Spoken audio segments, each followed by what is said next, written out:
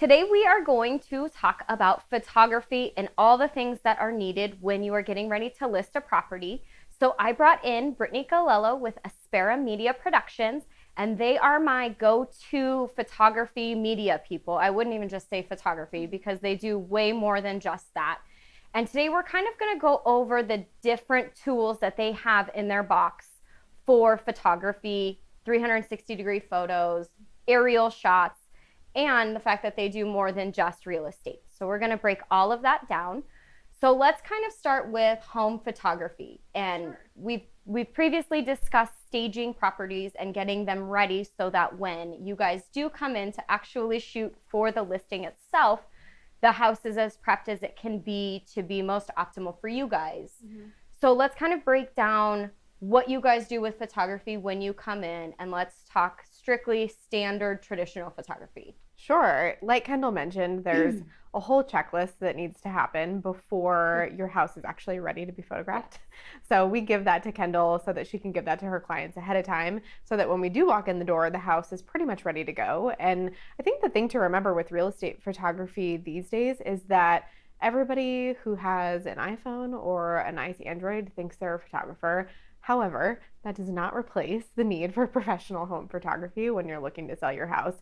There really is nothing that can replace the lighting and the different angles and getting the right angles that you'll be able to capture with a phone. So when we come in, we bring the great lighting equipment, all the camera equipment. My husband and I do it together. I mainly focus on the staging and making sure that the room actually looks great. And then he's the one that's the lighting expert.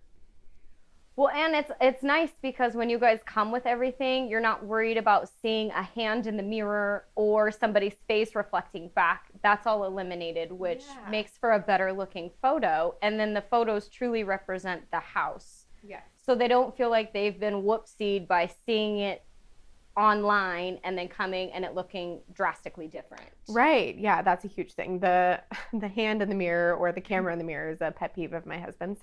So we really try to make sure that the angles make it so that you don't actually see that. But you're right. There is also something to be said about wanting to make sure that, your photos look amazing, of course, but they still have to be realistic. So when we do staging alongside with photos, we really try to keep the house looking as authentic as possible so that people don't get that shock when they walk in the door thinking this is not the house that I saw through photos. Right. And then they obviously, when they come in, if we rerouted a couch to stage another room that needed it, it's obvious we did that because they see it in one place and it's obviously not in two places at once. But for the sake of photos, if it's a bare room, it's nice to be able to do that to capture what that room could be for the next buyer. Yes, definitely. So my favorite thing that they have is their 360-degree camera because the interface of it is so much user-friendly. It's different than the Matterport where you're trying to go from circle to circle and hopping your mouse from place to place to be able to capture the room.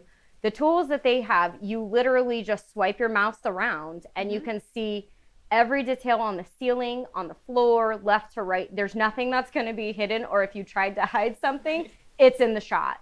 Yes, yeah, it is. The camera that we use for that is called an Insta360. So the really cool thing about it, in addition to what Kendall mentioned, is that it really does make you feel like you're standing in the middle of a room.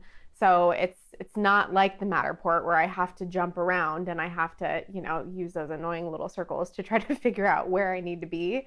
But you actually feel like you're standing in the middle, and it's a good thing because it gives someone virtually, which is especially important right now, the same experience that you would get by actually being there without having to use something as expensive as Matterport. Well, and when I've explained to my sellers, okay, we're going to do these photos, and they're like, wait, you're going to do the Matterport? And I'm like, no. It's so much better than that. And then they see it and they go, oh, I get it now. Yeah. It's great for listings. And then, like Kendall said too, you really do have to make sure that if there's something you don't want in the photos, get it out of the room because it's great because it captures everything, but also can you're be not hiding dangerous. Anything. There's no way No place to hide with that camera. And that one's fun. Yeah, most definitely. So then we also do the aerial shots where, depending upon time of day, we can capture daytime, nighttime, all of the lights. Let's talk about because you use a drone. So let's talk about requirements for that and how those work, because it's fun to watch them do it. And then when you do virtual tours, you see the drone fly into the house, and then when you see the actual tour, you're like, man, that looked really good. Yeah.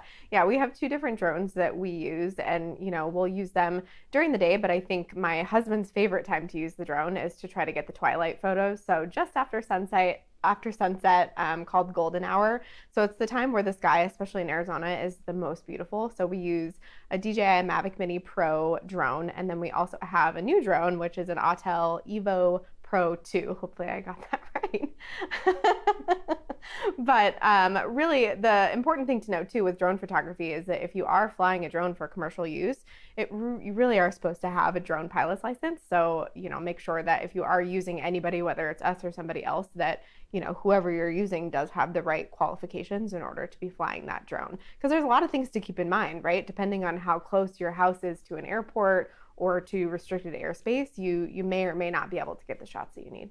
Got it. So when he turns it on, does it notify signals to say all clear, not clear to fly? Yeah, it has all of that built into the drone and built into the app that he uses to fly it. So it'll tell you right when you boot it up, yes, this is a safe zone to fly in, or this is a no-fly zone, or you have a height restriction and you can only go so high.